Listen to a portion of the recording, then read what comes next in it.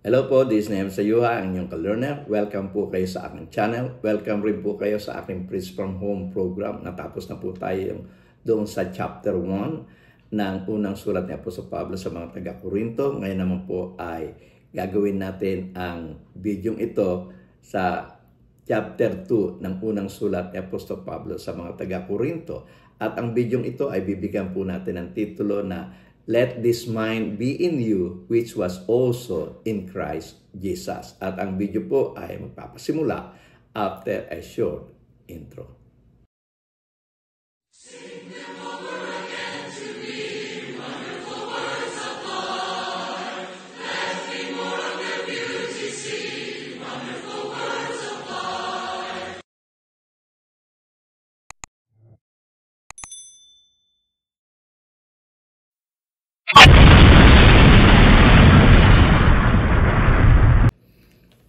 Magandang gabi mga kapatid, muli tayong mag-aaral ng banal na salita at sa pagkakataong ito ay narito na po tayo sa chapter 2 ng unang sulat ni Apostol Pablo sa mga taga-Korinto. Nung nakaraang video ay tayo po ay tumalakay doon sa chapter 1 at ang bidyong tinalakay natin nung nakaraan ay binigyan po natin ang titulo na There Be No Divisions Among You.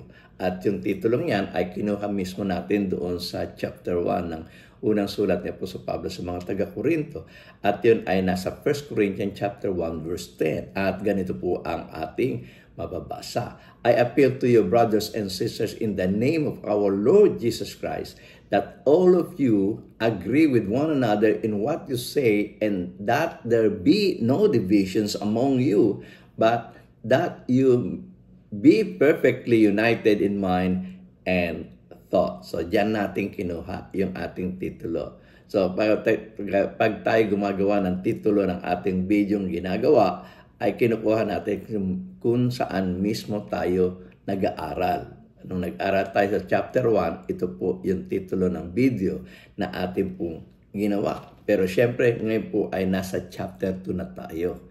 At ganito po ang ating mababasa. And so it was with me, brothers and sisters, when I came to you.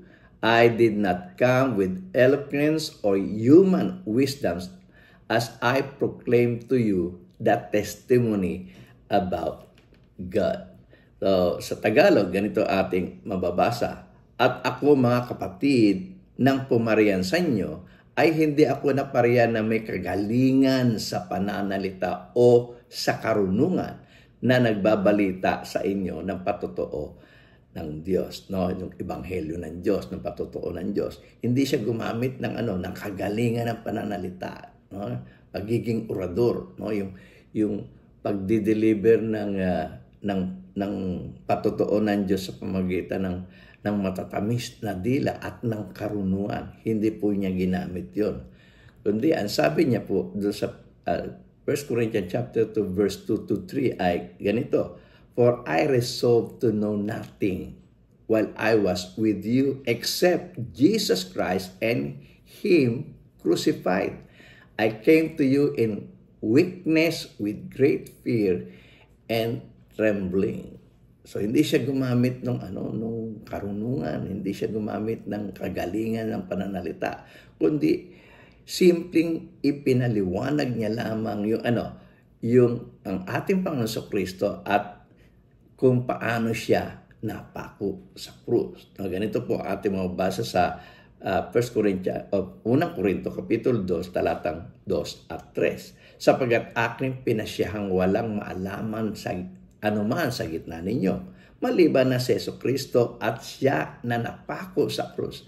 At ako'y nakisama sa inyo na may kahinaan at may katatakutan at may lubhang pakikinig. So, concentrated siya dun sa sa paghahayag tungkol sa ating Panginoong Jesucristo at sa kanyang pagkapako sa krus. Okay? Sa 1 Corinthians chapter 2 verse 4 to 5, ganito ating pong babasa. My message and my preaching were not with wise and persuasive words, but with demonstration of the Spirit's power, so that your faith might not rest on human wisdom, but on God's power.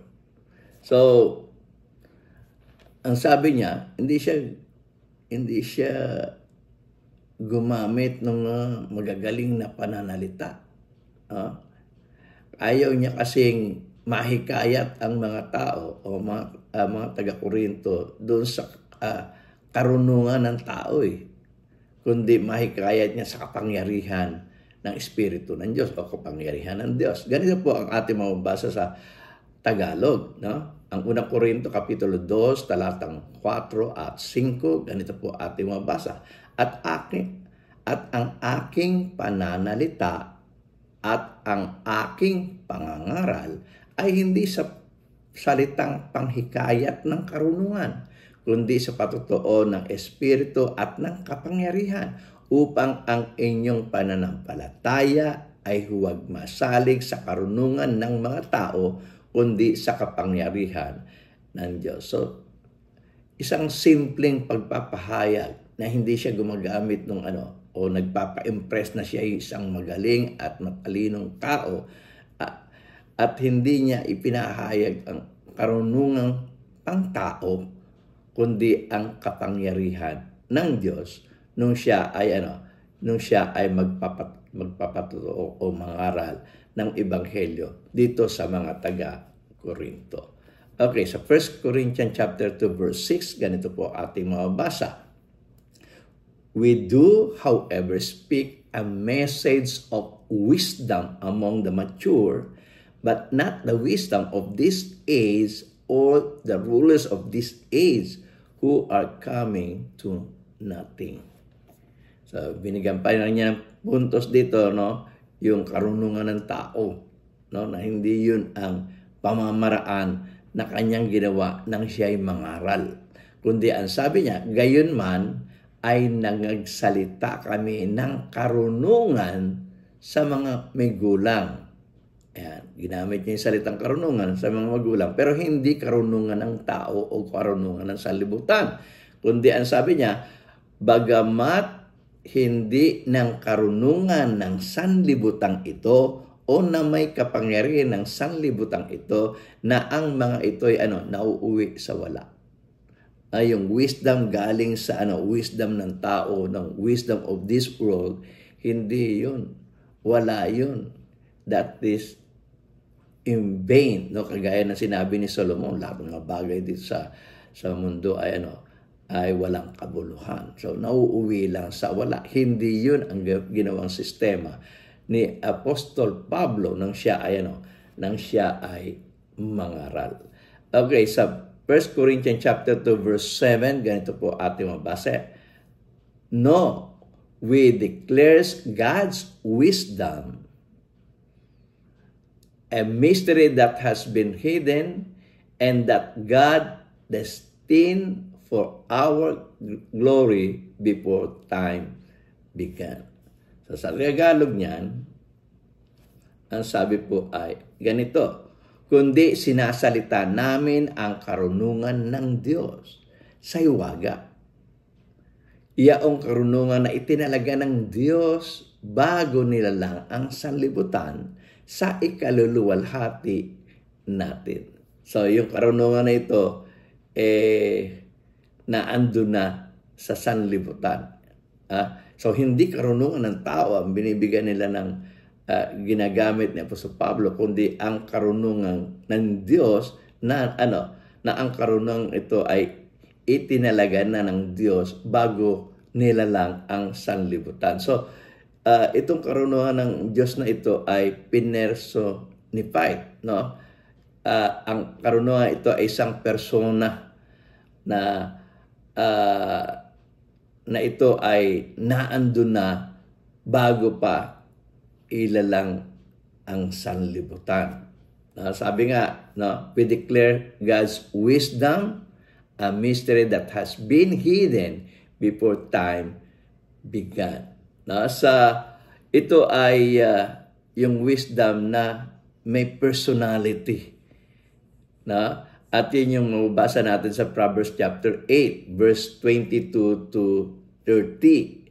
Na Tagalogin na natin po ang pagbasa. Ang sabi po ng banal na kasulatan ay ganito, inari ako ng Panginoon sa pasimula ng kanyang lakad, bago pinasimulan ang kanyang mga gawa.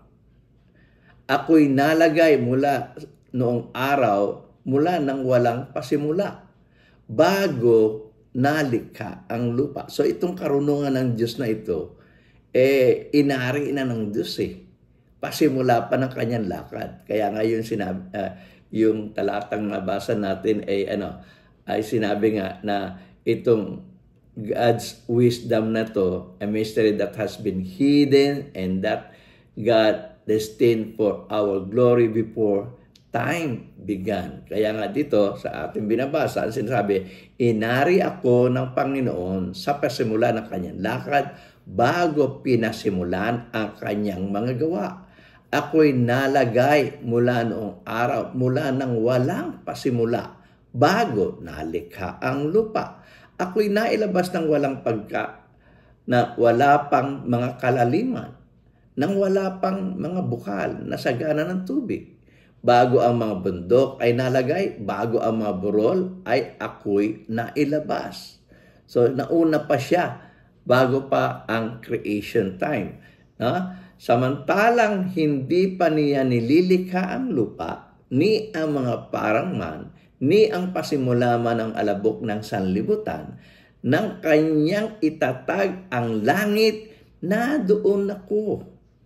Nang siya'y maglagay ng balantok sa balat ng kalaliman, nung pinorma niya na yung earth, isang globo sa universe, nandun ang ating Panginoong Kristo.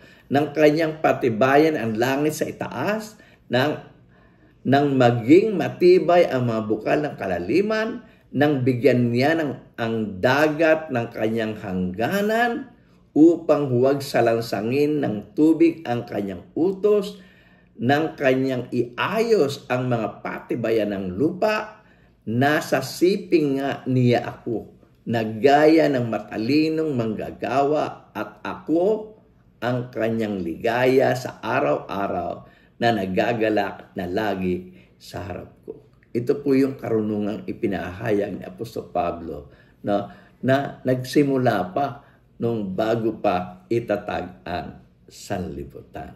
Okay, so sa 1 Corinthians chapter 1 verse 22 to 24, ganito po ating mabasa. Jews demand signs, Greeks look for wisdom, but we preach Christ crucified, a stumbling block to the Jews and foolishness to the Gentiles.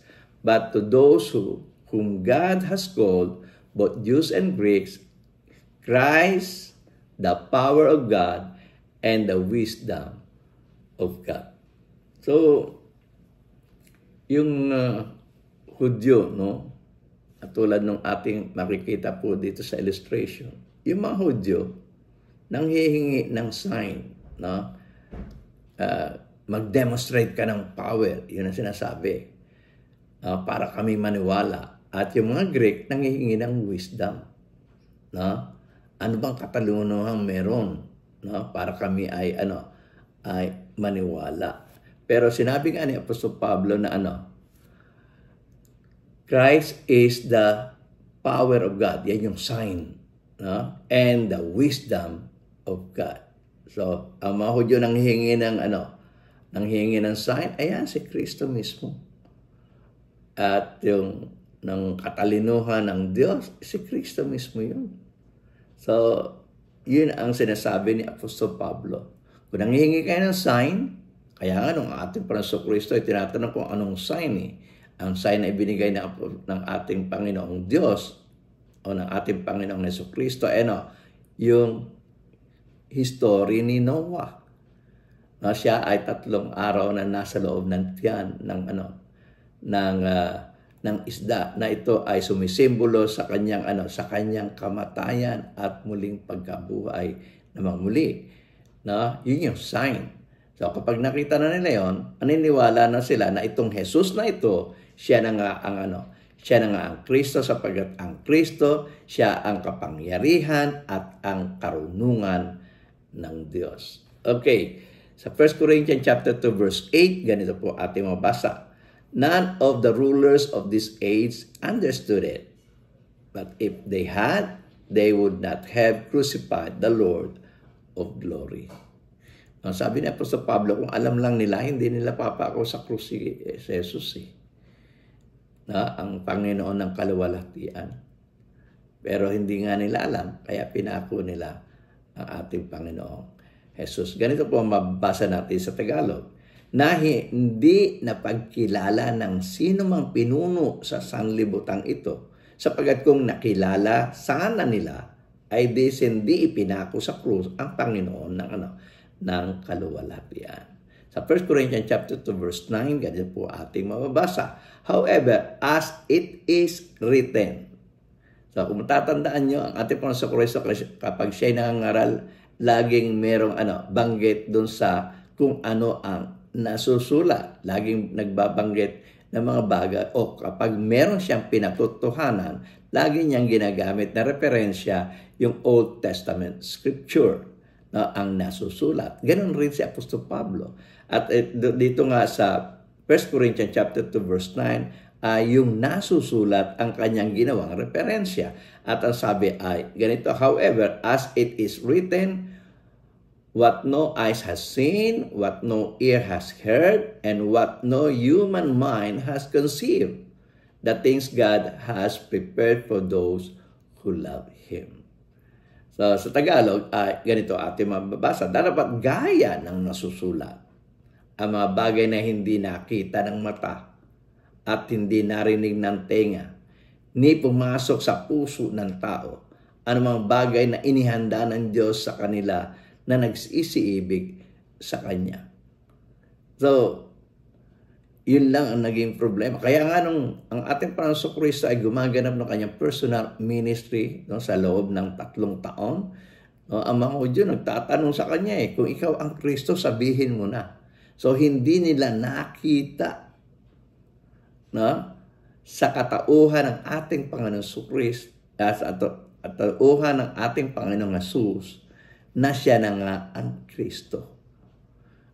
Maging yung pangangaral ng ating Panginoon Kristo ay hindi nila nahinuha na siya na nga ang Kristo. Nangangaral sa ang ating Panginoong Jesus, ay tinatanggahan nila ang personality ng ating Panginoong Jesus at tinatanggahan rin nila yung kanilang aral. Kaya kahit na sila may mga mata, hindi nila nakikita, at kahit na sila ay may pandinig o tenga, hindi nila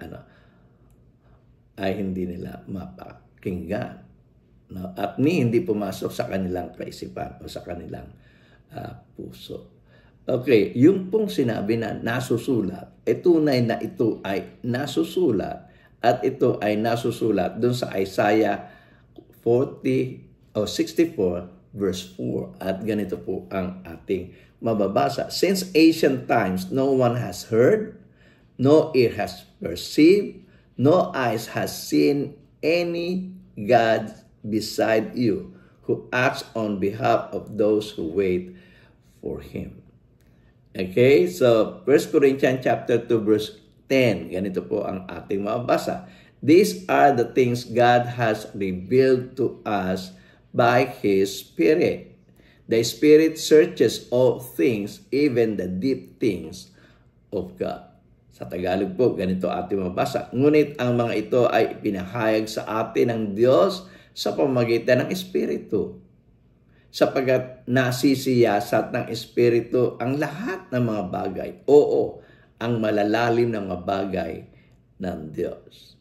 Kapag tayo ay nasa Espiritu, kapag nasa atin ang Espiritu ng Diyos, at ang Espiritu ng Diyos ay nabubuhay sa pamamagitan ng mga salita na naggagaling sa bibig ng Diyos, maintindihan natin, malalaman natin, maging ang malalalim ng mga bagay ng Diyos. So, yun ang dapat mangyari sa atin.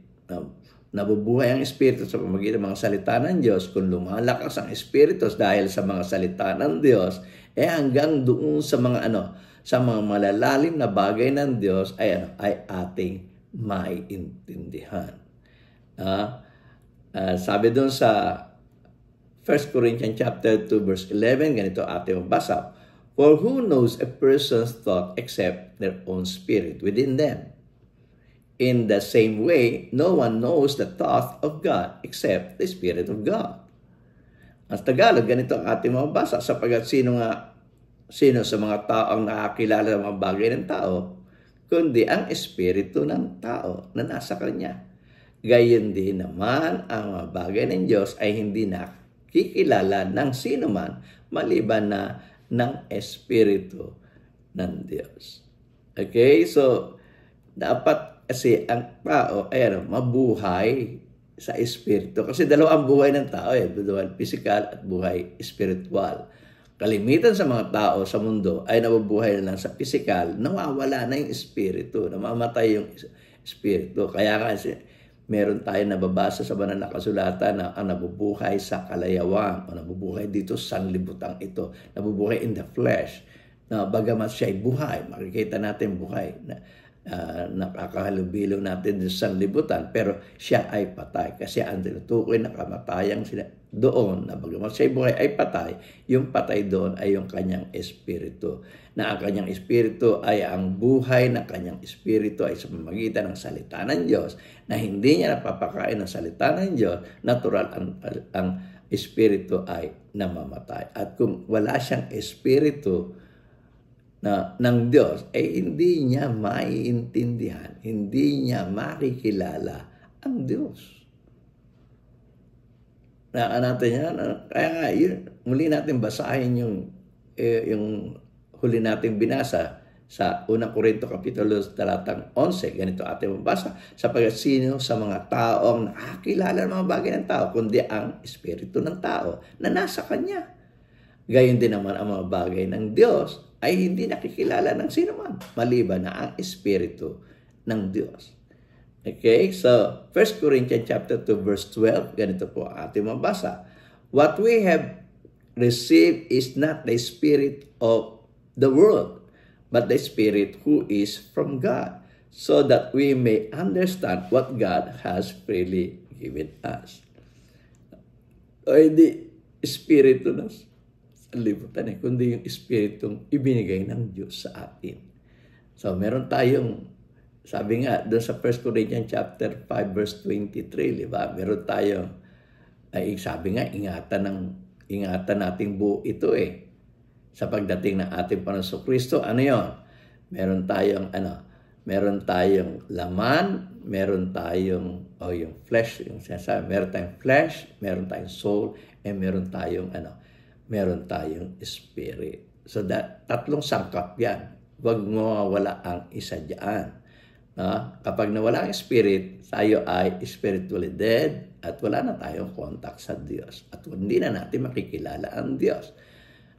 Kaya kinakailangan, habang tayo nabubuhay sa mundong ito, na nabubuhay sa laman, nabubuhay rin tayo sa espiritu. Sa 1 Corinthians chapter 2 verse 12, ganito ating mabasa. Ngunit ating tinanggap, hindi ang espiritu ng sanlibutan, kundi ang espiritu mula sa Diyos, upang ating makilala ang mga bagay na sa atin ay ibinigay na walang bayad ng Diyos. 1 Corinthians chapter 2 verse 13, ganito po ating mabasa. This is what we speak, not in words taught us by human wisdom, but in words taught by the Spirit, explaining spiritual realities with spirit-thought words.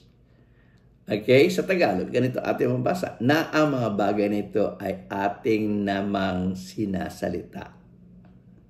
Hindi sa mga salitang itinuro ng karunungan ng tao, kundi sa itinuro ng Espiritu, na iniwawangis natin ang mga bagay na ayon sa Espiritu sa pananalitang ayon sa Espiritu.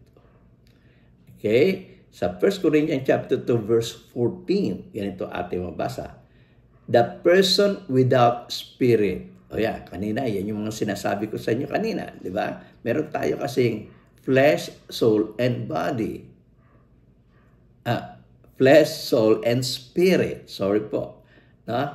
Kung wala tayong spirit, ito yung sinasabi ni Apostol Pablo sa mga taga-Corinto, 1 Corinthians chapter 2, verse 14.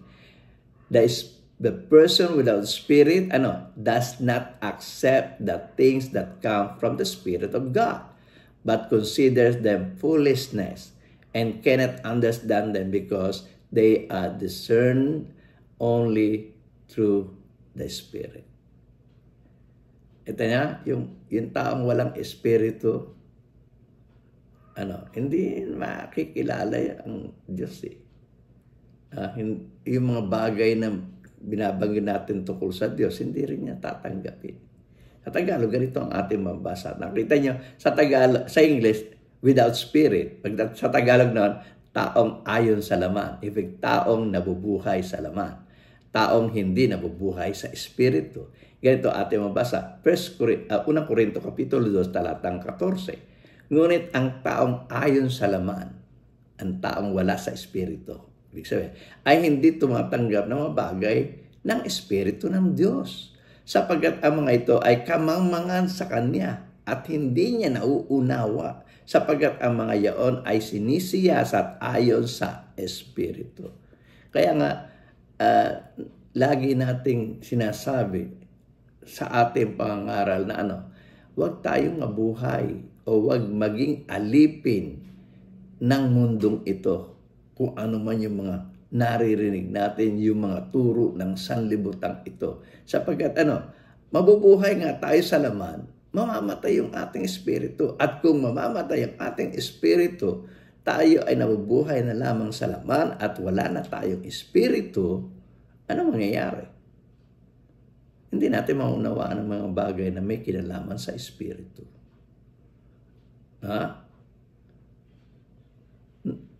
Nagiging kamangmangan kapag inaralan tayo tungkol sa mga spiritual na bagay, nagiging kamangmangan ito sa kanila o sa atin kung tayo ay nabubuhay sa laman. Kaya dapat balanse, nabubuhay nga tayo sa laman, nabubuhay rin tayo sa espiritu. Sapagkat ang nabubuhay sa laman lamang ay namamatay ang espiritu. Nabubuhay siya na walang espiritu. Okay? At kung walang espiritu, wala na tayong connection sa Diyos. At kahit ano pang pangangaral ang gawin natin na may kinalaman sa ating espiritu, hindi na natin tatanggapin. Sapagkat ito ituturing na natin na isang kamangmangan. Okay, 1 Corinthians chapter 2, verse 15 and 16. Ganito ang ating basa. The person with the Spirit makes judgment about all things, but such a person is not subject to merely human judgment. For who has known the mind of the Lord so as to instruct him? But we have the mind of Christ. Sabi ni Apostol Pablo, ngunit ang espiritu ay nasisiyasa sa lahat ng mga bagay at siya hindi sinisiyasa ng sinuman. Sapagkat sino ang nagkakilala ng pag-iisip ng Panginoon upang siya'y turuan niya. Dapat nasa atin ang pag-iisip ng Panginoon. Kaya nga, ang bidyong ito ay binigyan natin ng titulo na Let this mind be in you, which was also in Christ. Kung ano yung isip, yung puso ng ating Panginoon Kristo, yun dapat ang maging puso natin. Mabuhay tayo sa espiritu. O kung lalagumin pa natin, mabuhay nga tayo dito sa laman, pero hindi dapat mawala yung mabuhay tayo sa espiritu. Sapagkat yun yung ipinamuhay ng ating Panginoon Kristo dito sa sanlibutan, upang ang kanyang mga hakbang ay ating matularan. So, ito po ang katapusan ng chapter 2 sa ating pagtataludtod dito po sa unang sulat ni Apostol Pablo sa mga taga-Korinto. At naniniwala po ang inyong lingkod, ako po si Nehemia Sayuhay, ang inyong ka-learner, na tayo po ay muling magsasama-sama sa mga susunod na mga video na akin pong i-upload. Muli, maraming salamat po and God bless you. Kung nagustuhan po ninyo ang video ito, sana po ay mag-subscribe kayo. I-ring nyo na rin po yung bell para sa ganun ay ma-notify kayo sa mga susunod na mga video na akin pong i-upload. At sana po ay i-like nyo rin po itong video ito. At sana po ay i-share nyo rin po ito sa inyong mga kaibigan. At kung meron po kayong comment, sana po ay mag-comment kayo. At sana ay huwag nyo po kalilimutan ang mga video ito nasa inyong harapan. At kung gusto nyo pong mag-subscribe, pindutin nyo lang po itong bilog sa akin pong likuran. Muli, ako po si Nehemia Sayuhay, ang inyong ka-learner. Ako po ay labis na nagpapasalamat sa inyo. To God be the glory.